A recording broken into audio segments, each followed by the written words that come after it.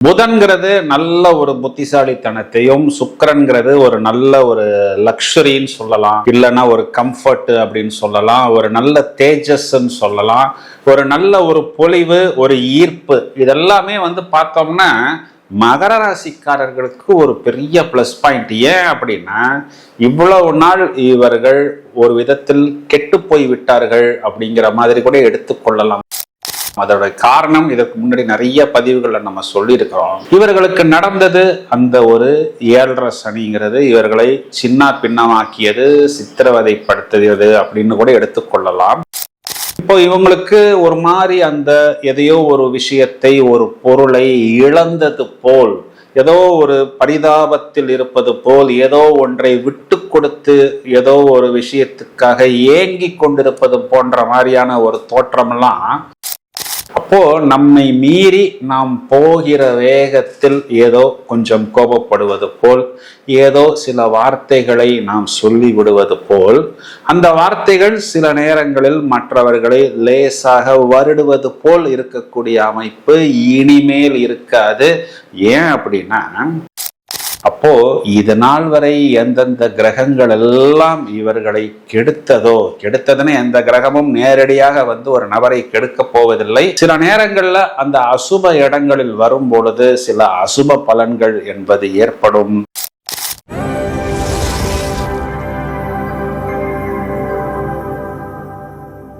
மகர ராசியை எடுத்துக்கொள்வோம். என்னன்னா, இப்போ இது நாள் வரை இவர்களுடைய ராசியில் புதனும் சுக்கிரனும் பிளஸ் பாயிண்ட் தான்.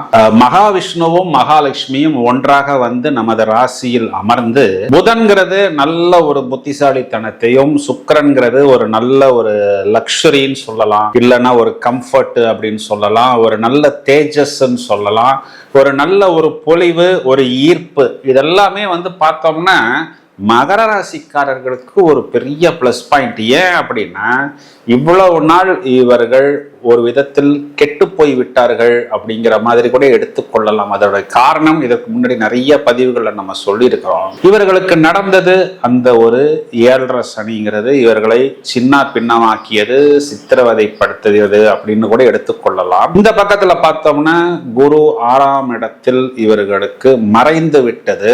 அதுலயும் ஒரு பிளஸ் பாயிண்ட் என்னன்னா, 6ஆம் இடத்தில் குரு வக்ரம். இப்போ வழக்கமா 6ஆம் இடத்தில் கொடுக்கக்கூடிய நெகட்டிவ் எஃபெக்ட்ஸை குரு இவர்களுக்கு கொடுக்காது. இப்போ இவங்களுக்கு ஒரு மாதிரி அந்த எதையோ ஒரு விஷயத்தை, ஒரு பொருளை இழந்தது போல், ஏதோ ஒரு பரிதாபத்தில் இருப்பது போல், ஏதோ ஒன்றை விட்டு கொடுத்து ஏதோ ஒரு விஷயத்துக்காக ஏங்கி கொண்டிருப்பது போன்ற மாதிரியான ஒரு தோற்றமெல்லாம் இனி மகர ராசிக்காரர்கள்ட்ட இருக்காது. பார்க்க போனா எல்லாரையும் விட இவர்கள் இது காலகட்டங்கள்ல ரொம்பவும் சுறுசுறுப்பா, ரொம்பவும் ஸ்மார்ட்டா, ரொம்பவும் ஆக்டிவா, இந்த கோ கெட்டர் அப்படின்னு இங்கிலீஷ்ல சொல்லுவாங்க. அதாவது போய் ஒரு விஷயத்தை முழுவதுமாக எடுத்துக்கொண்டு வரக்கூடிய அளவுக்கு ஒரு எனர்ஜி, ஒரு ஸ்மார்ட்னஸ், ஒரு ஸ்பீடு, ஸ்டீல் த ஷோ அப்படின்னு சொல்லக்கூடிய அளவுக்கு இவர்களை ரொம்பவும் வேகமாகவும் விவேகமாகவும் இயக்கி கொண்டிருக்கிறது. இதுல எங்க ஒரு சின்ன மைனஸ் பாயிண்ட்னு தேடி பார்த்தோம்னா, ராசியில் சூரியன், செவ்வாய், இது ரெண்டுமே உஷ்ண கிரகம், போர் கிரகம். அப்போ நம்மை மீறி நாம் போகிற வேகத்தில் ஏதோ கொஞ்சம் கோபப்படுவது போல், ஏதோ சில வார்த்தைகளை நாம் சொல்லி விடுவது போல், அந்த வார்த்தைகள் சில நேரங்களில் மற்றவர்களை லேசாக வருடுவது போல் இருக்கக்கூடிய அமைப்பு இனிமேல் இருக்காது. ஏன் அப்படின்னா, இவங்களுடைய தனஸ்தானம், குடும்பஸ்தானம், வாக்குஸ்தானத்துக்கு கிட்டத்தட்ட ஒரு 5 கிரகங்களின் கூட்டணி. இந்த கூட்டணியில் சந்திரனும் சேரப்போவது அப்படின்பது, இந்த கூட்டணிக்கு குருவின் பார்வை அப்படின்னு பார்த்தோம்னா வரிசையாக இவர்களுக்கு யோகங்களாக வரும். என்னன்னா 9-10 அதிபதியின் கூட்டணி, அப்போ இங்க குரு மங்கள யோகம், அது தவிர குரு சந்திர யோகம், அதையும் தவிர இவர்களுக்கு சிவராஜ யோகம். இப்போ இதனுடைய பிளஸ் பாயிண்ட் என்னன்னா, தனஸ்தானம் மெயின். இப்போ வருமானம் வருவது, ஏன்னா இவர்களுடைய பிரச்சனைகளை இவர்கள் தீர்த்து கொள்வதற்கு இவர்களுக்கு நிறைய வருமானம் அப்படிங்கிறது தொடர்ச்சியா வேணும். அது எந்த மாதிரி அப்படின்னு பார்த்தோம்னா, இவர்களுடைய தொழில் சம்பந்தமான வருமானம். ஏன்னா இங்கு ஜீவனாதிபதி சுக்கிரன், பிறகு பாக்யாதிபதி புதன், அதுவும் இல்லாம இவர்களுடைய புத்திஸ்தானத்துக்கே அதிபதியா அவர் சுக்கிரன் தான் வராரு. இவங்களுடைய இடம் பூமிக்கு அதிபதியா செவ்வாய் வராரு. அவர் தான் இவர்களுக்கு லாபாதிபதியா வராரு. அதுவும் இல்லாமல் இவர்களுடைய லைஃப் பார்ட்னரை குறிகாட்டக்கூடிய சந்திரன் இவர்களுக்கு பிசினஸ் பார்ட்னரையும் குறிகாட்டுகிறார். இந்த அனைத்து விதங்களாலும் இவர்களுக்கு லாபம், மேன்மை. என்ன முதல்ல இந்த கூட்டணி செவ்வாயுடைய நட்சத்திரம், பிறகு ராகுவின் நட்சத்திரத்துல இங்கு சூரியனும் செவ்வாயும் ராகுவை களங்கப்படுத்த பங்கப்படுத்த முடியாது. அப்ப அந்த ராகுவிற்கு சூரியனுக்கு செவ்வாய்க்கு குருவின் பார்வை. ராகு என்ன பண்ண போறாருன்னா புதன் சுக்கிரனுடைய எனர்ஜியை சேர்த்து எடுத்து இவர்களுக்கு மேலும் ஆம்பிளிஃபை பண்ணி கொடுக்க போகிறார். இதனால என்னன்னா கொடுத்த வாக்கை காப்பாற்றுவது, கடனை அடைப்பது, சுகஸ்தானத்தை வலுப்படுத்தி கொள்வது, லாபத்தை மேலும் மேலும் அதிகரித்துக் கொள்வது, இது எல்லாமே இவர்களுக்கு ஏற்படும்.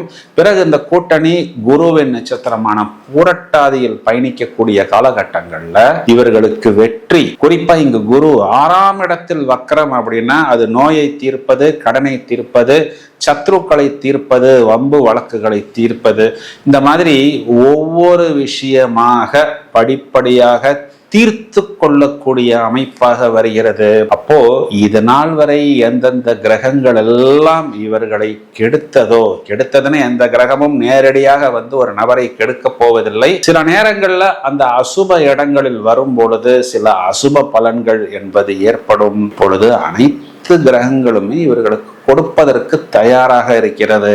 தேடி தேடி பார்த்தோம்னா 8ஆம் இடத்தில் இருக்கக்கூடிய அந்த கேதுங்கிற கிரகம் மட்டும் சில நேரங்கள்ல அடிவயிறு வயிறு சம்பந்தப்பட்ட சின்ன சின்ன உடல் உஷ்ணங்கள் இல்லைன்னா சின்ன சின்ன இந்த அலர்ஜிக் இன்ஃபெக்ஷன்ஸை ஏற்படுத்தி கொடுக்கும். வேற கேதுங்கிறதே சுருக்கும் தன்மை. அப்ப அந்த கான்ஸ்டிபேஷன் சம்பந்தப்பட்ட சின்ன சின்ன உடல் உபாதைகள் இருக்கக்கூடிய நபர்கள் மட்டும் கொஞ்சம் சின்ன சின்ன இயற்கை வைத்தியங்களை எடுத்துக்கொண்டால் போதும். இந்த பக்கம் ராசியாதிபதியே வெற்றி ஸ்தானத்தில். அப்ப இந்த கிரகங்களின் கூட்டணி அமர்ந்திருக்கக்கூடிய அந்த ராசியாதிபதியும் வெற்றி ஸ்தானத்தில்.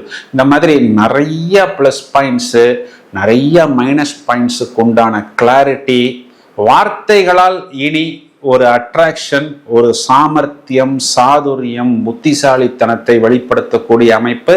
பொதுவா 2ஆம் வீட்டுல சூரியனும் செவ்வாயும் இருந்தா வாக்குல உஷ்ணம், வாக்கு வந்து அப்படியே ஒரு மாதிரி டென்ஷனா இருக்குமே அப்படின்னு எல்லாம் நீங்கள் எதிர்பார்க்க வேணாம். ஏன்னா இந்த இடத்துக்கு உங்களுக்கு குருவின் பார்வை வந்து விழுகிறது. இதுல ஒரு பெரிய ஹைலைட் என்னன்னா நடுவுல சந்திரனுடைய நட்சத்திரம் வரும்போது, அதாவது சந்திரன் 2ஆம் வீட்டில் பயணிக்கக்கூடிய காலகட்டங்களில் கூட பிஸ்னஸ் பார்ட்னராலும் லைஃப் பார்ட்னராலும் கூட இவர்கள் ஆதாயம் பெறுவார்கள். அப்போ நிறைய விஷயங்களில் மகர ராசிக்காரர்கள் தங்களை சீரமைத்து கொள்ளக்கூடிய அமைப்பு. இப்போ இது நாள் வரை நமக்கு ஏதோ ஒரு விபத்து, ஏதோ ஒரு சின்ன சின்ன பிரச்சனைகள் அப்படிங்கிறதெல்லாம் போய் ஒரு கிளாரிட்டி, அமேசிங் அப்படின்னு சொல்லக்கூடிய ஓரளவுக்கு வெற்றி, ஒரு நல்ல ஷார்ப்னஸ், ஸ்மார்ட்னஸ், இதை அனைத்தையும் இவர்கள் வெளிப்படுத்தி ஒரு ட்ரெண்டாக இருக்கக்கூடிய அமைப்பை வெகு நாட்களுக்கு பிறகு கண்டிப்பாக மகர ராசிக்காரர்கள் பெறுவார்கள். மகர ராசி சகோதரிகளை எடுத்துக்கிட்டோம்னா கணவனை குறிகாட்டக்கூடிய செவ்வாய்க்கு குருவின் பார்வை. மேலும் உங்களுக்கு இங்கு கலத்திர காரகன் சந்திரன் அப்படிங்கிறவர் கூட உங்களுக்கு 2ஆம் இடத்தில் வந்து அமரப் போகிறார். இப்போ ஓவராலா பார்த்தோம் அப்படின்னா கணவனால் ஆதாயம் அப்படிங்கிற ஒரு அமைப்பு கண்டிப்பாக உண்டு. இதையும் தவிர மகர ராசியில் இருக்கக்கூடிய மாணவர்களை எடுத்துக்கிட்டோம் அப்படின்னா கல்வி ஸ்தானத்தில் புதன், கல்வியில் நல்ல மேன்மை அப்படிங்கிறது கண்டிப்பாக ஏற்படும். வயதில் மூத்த நபர்கள், சீனியர் சிட்டிசன்ஸ் நம்ம எடுத்துக்கிட்டோம் அப்படின்னா கண்டிப்பா இவர்களுக்கு வருமானம்ங்கிறது வரும். எதன் மூலம் அப்படின்னா இடமா இருக்கலாம், பூமியா இருக்கலாம், பூர்வீகமா இருக்கலாம், குழந்தைகளா இருக்கலாம், தொழிலாக இருக்கலாம், அரசாங்கமா இருக்கலாம். கவனமா இருக்கணும் அப்படின்னா சூரியன் கேது பார்வை. அப்போ அரசாங்கத்துக்கு நாம் சேர்க்க வேண்டிய அந்த ஒரு செட்டில்மெண்ட்டாக இருக்கலாம், இல்ல அந்த ஃபார்மாலிட்டிஸ் எதுவோ அது சம்பந்தப்பட்ட விஷயங்கள்ல மட்டும் ஒரு கிளாரிட்டியாக செயல்படுவது. இது ஒரே ஒரு விஷயத்தை மட்டும் பார்த்து கொண்டால் போதும். பரிகாரம் அப்படின்னு பார்த்தோம்னா திங்கட்கிழமைகள்ல மகா கணபதி வழிபாடு, செவ்வாய் வெள்ளி ஞாயிற்றுக்கிழமைகளில் துர்கா வழிபாடு ஒரு நல்ல மேன்மையை உங்களுக்கு ஏற்படுத்தி கொடுக்கும். இப்ப நாம் இவ்வளவு நேரம் பார்த்த இந்த பலன்களுக்குண்டான கிரக நிலைகளை எடுத்துக்கொள்வோம். இந்த பிப்ரவரி மாதத்துக்கு உண்டான கிரக நிலைகள்ல பார்த்தோம்னா வருடாந்திர கிரகங்களில் எந்த விதமான மாற்றமும் இல்லை. சனி பகவான் அதே மீனராசியில் தான் இருக்கிறார். மிதுன ராசி மண்டலத்தில் குரு பகவான் வக்ரம், கும்பராசியில் ராகு பகவான் குருவின் பார்வையிலும், கேது பகவான் சிம்ம ராசியிலும் இருக்கிறார்கள். ஒரு 4 கிரகங்கள் வரிசையாக மகர ராசியிலிருந்து கும்பராசி மண்டலத்துக்கு சஞ்சாரம் செய்ய போகிறார்கள். பிப்ரவரி 4 புதன், பிப்ரவரி 6 வீனஸ் என்கிற சுக்கிரன், பிப்ரவரி 13 சூரியன் மாசி மாதத்தில் கும்பராசியில் சஞ்சாரம் செய்ய போகிறார். பிப்ரவரி 23 மார்ஸ் என்று சொல்லக்கூடிய செவ்வாய் என்கிற அங்காரகன் இவரும் இதே கும்பராசியில் சஞ்சாரம் செய்ய போகிறார். நடுவுல பார்த்தோம்னா சந்திரன் பிப்ரவரி 2nd வீக் இந்த ராசியில் டிரான்சிட் பண்ணும் பொழுது கிட்டத்தட்ட 6 கிரகங்கள் கும்பராசி மண்டலத்தில் குருவின் பார்வையில். இதுல நம்ம தேடி பார்த்தோம்னா குருமங்கள யோகம், சிவராஜ யோகம், இந்த மாதிரி நிறைய யோகங்கள் வருகிறது. இப்போ நாம் சொன்ன இந்த பலன்கள் அனைத்துமே கிரகங்களின் கோச்சார அடிப்படையில் உங்களுடைய ராசிக்கும் உங்களுடைய லக்னத்துக்கும் சொல்லப்படுகிறது. இப்போ ஒரு நபர் மிதுன ராசி கடக லக்னம்னா மிதுனத்துக்குண்டான பலனையும் பார்த்து கொள்ள வேண்டும், கடகத்துக்குண்டான பலனையும் பார்த்து கொள்ள வேண்டும். இதற்கு மேல் இந்த பலன்களை துல்லியமாக கணிக்க வேண்டும் என்றால் உங்களுடைய ஜனனகால ஜாதகத்தில் இருக்கக்கூடிய துவாதச பலன்கள், தசா புத்தி, ஆட்டம் பிராணன் சூட்சுமம் வரை துல்லியமாக கணிதம் செய்யும் பொழுது அதற்குண்டான பலன்களை நாம் மேலும் விவரமாக தெரிந்து கொள்ள முடியும். அதற்கு நீங்கள் ஒரு தெளிவான ஜோதிடரை அணுகிக் கொள்ளலாம். மேலும் நிறைய பதிவுகள் தயாரித்துக் கொண்டிருக்கிறோம். இதனை உங்களது நண்பர்களுக்கும் உறவினர்களுக்கும் ஷேர் செய்யுங்கள். தொடர்ந்து இணைப்பில் இருங்கள். வாழ்த்துக்கள். Thank you friends.